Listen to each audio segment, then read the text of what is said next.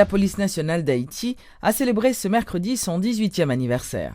Une cérémonie spéciale a été organisée à l'Académie en présence du président de la République Michel Martelly, son premier ministre Laurent Lamotte et plusieurs membres du gouvernement.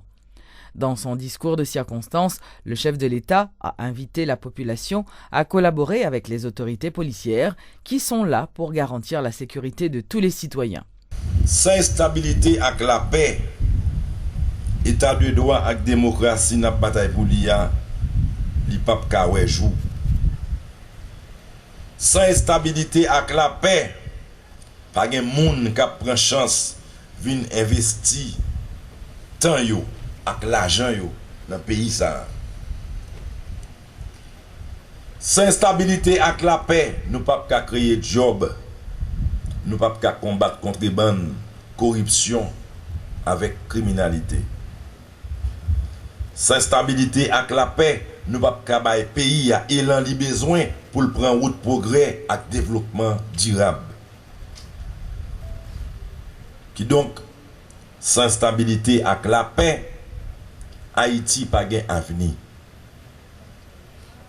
C'est peut-être ça n'a continuer à investir dans la police nationale là pour nous renforcer les capacités pour améliorer les méthodes de réponse avec enquête liée. Yon gens pour garantir la paix, cohésion avec stabilité sociale, protéger vie et bien population et encourager à respecter les lois et règlements pour nous avancer plus vite sous chemin état de droit. M'a profité pour me renouveler nous volonté moins gagner pour me bailler institution la police là plus capacité pour le remplir mission comme ça doit. Nous mettre compter sur moi. Parce que moi-même tout moi compter sur nous. Moi compter sur nous pour me arriver mettre en place une société sans force côté pour tout le monde. Pour tout le monde gain droit. Même droit. Même privilège et même chance pour yo construire avenir dans respect avec dignité. Moi espérais que 18 ans ça l'a servi prétexte pour pays à vinn gain plus confiance dans la police nationale noire. Pour institution ça qu'a vinn gain plus crédibilité, plus prestige et plus considération sociale. Pour population haïtienne considérer force police là avec plus fierté tant qu'une institution qui est plus important pour permettre l'autre Haïti nous tout à prévoir venir une réalité. De son côté, le chef du gouvernement dit espérer que d'ici 2016, l'effectif de la PNH puisse passer à 15 000 agents. Il a également mis l'accent sur le fait que la police continue de travailler afin de lutter contre la grande criminalité. Dans mon gouvernement, premier bail que m'a dit chaque policier, c'est merci. Question sécurité a liée avec question développement économique pays a. Si pas de sécurité, pas de développement économique. Si pas de sécurité, gen chômage, pas de job. Si pas de sécurité, investisseur pas venir investir dans le pays. Et responsabilité ça, c'est responsabilité policier au cap de sécurité, c'est responsabilité pouvoir exécutif là, pouvoir législatif là et la justice tout. La justice pour aider nous accompagner nous dans le travail ça. Les arrêter on kidnappeur, les arrêter on zenglendo, eh bien, yo pas arrêter yo laguer comme ça. Nous voulons renforcer l'état de droit dans le pays. C'est sous ça que le président a misé, c'est ça que le président a promis et c'est ça que ces résultats ça va pour nous bailler. Pour sa part, le directeur de la PNH, Gadson Aurelius, a rappelé qu'en 18 ans, l'institution policière a connu des hauts et des bas. Il a confirmé vouloir œuvrer afin de rendre plus efficace l'institution qu'il dirige. $1 milliard de taxes, c'est ce qu'Haïti peut escompter de l'exploitation de ses ressources minières, selon le coprésident du Conseil consultatif sur le développement économique et l'investissement, Grégory Meuse. L'industriel estime cependant qu'il faudra tenir compte de la dégradation environnementale que pourrait occasionner cette exploitation. Cet argent peut être bénéfique pour reconstruire et rééduquer toute une génération d'Haïtiens. Mais cependant, il faut mettre des balises pour le respect de l'environnement, le respect de la personne. Quand c'est une ressource naturelle, aucun pays ne peut la gaspiller. Donc il y a plusieurs initiatives qui sont en... Il y a un train d'ensemble, un train de mesures qui ont été adoptées partiellement à partir de nos recommandations. La Banque mondiale fait une nouvelle loi qui est beaucoup plus équitable et beaucoup plus balancée et qui est un peu plus moderne. Il y a une société sud-africaine qui est en train de faire le bilan de nos réserves minières. Nous avons recommandé que ces réserves puissent bonifier la notation d'Haïti sur les marchés internationaux parce qu'Haïti ne peut pas emprunter parce qu'on est un État à cause de la radiation de la dette qui ne peut vivre que de dette et ceci peut être fait. Et je crois aussi que nous devons attirer des investissements de milliards de dollars. Je crois que le secteur minier doit être un secteur porteur aussi bien que le textile, aussi bien que l'agriculture. Et je constate avec beaucoup de satisfaction que c'est pris très au sérieux.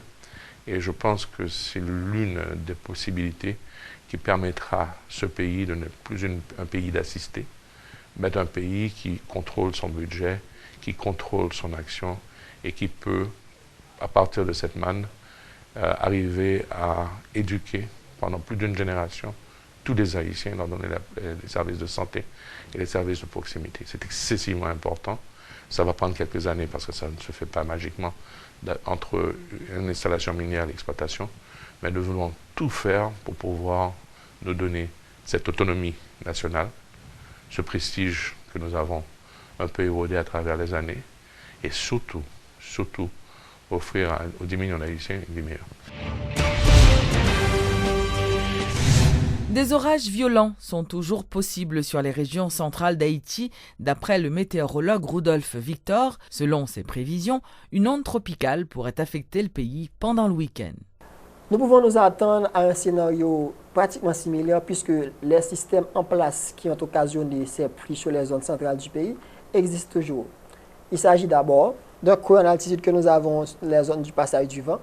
Ce creux favorise des activités pluvieuses sur Haïti, sur l'île d'Haïti en général, particulièrement sur la République dominicaine et sur les parties centrales d'Haïti, où la présence d'humidité favorise des activités convectives en fin de soirée. Sur l'Atlantique, nous avons également une onde tropicale au niveau de entre 50 et 55 degrés de longitude ouest. Elle se déplace lentement vers les Caraïbes. Vendredi, elle devrait se trouver sur les Caraïbes et ensuite dimanche près des côtes d'Haïti où elle devrait favoriser des activités convectives plus ou moins importantes sur le pays. Un peu plus loin sur l'Atlantique, qu'est-ce que nous avons? Les couleurs rouges et jaunes que vous voyez sur cette image, c'est du sable saharien. Les vents soufflent sur le désert et entraînent de la poussière saharienne. Ce genre de poussière est très nocif pour le développement des systèmes tropicaux. Effectivement, comme vous voyez, il y a une grande quantité de sable saharien au voisinage de l'onde tropicale qui se trouve, comme je vous l'ai dit, au niveau de 50 à 55 degrés de longitude ouest. Il y a du sable, de la poussière saharienne à l'ouest, également à l'est. Donc, cette onde ne devrait pas se développer car les conditions ne sont pas très favorables. Donc, il ne devrait pas y avoir de systèmes tropicaux en formation d'ici les prochaines 48 à 96 heures, car les conditions ne sont pas réellement favorables pour un développement. Nous devrions attendre peut-être la fin du mois de juin avec l'arrivée d'un système qu'on appelle l'oscillation de Médène-Julienne. Cette oscillation devrait se trouver, comme vous voyez les couleurs vertes ici, représentent les zones qui sont favorables aux activités pluvieuses et au développement de systèmes tropicaux. L'oscillation se trouve actuellement dans l'océan Indien, l'océan Pacifique, le Pacifique Ouest. Selon les modèles, elle devrait se déplacer et d'ici le début du mois de juillet se trouver sur le bassin des Caraïbes et de l'Atlantique Ouest en général. Donc les conditions à cette époque devraient redevenir favorables pour le développement des systèmes tropicaux. Même si les conditions ne sont pas favorables d'un point de vue synoptique pour le développement de systèmes tropicaux dangereux sur l'Atlantique et la Caraïbe en général, avec le réchauffement diurne, l'humidité, la présence de systèmes comme des zones tropicaux qui passent dans la zone, devrions avoir en fin d'après-midi toujours des activités convectives sur le plateau central, sur les régions du centre, les bases antibonides, sur le bassin de Port-au-Prince.